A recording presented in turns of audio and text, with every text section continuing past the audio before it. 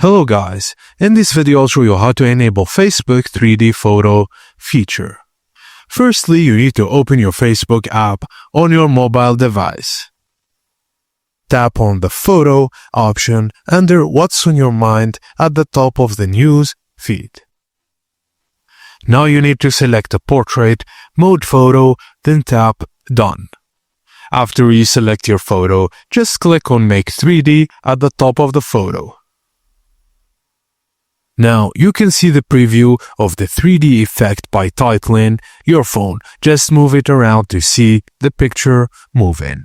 Now just add your message or caption, then tap the Share or Post option. Make sure your photo was taken in portrait mode on supported dual camera phones to enable the 3D effect. And that's it guys, thank you for watching and please don't forget to like and subscribe for more.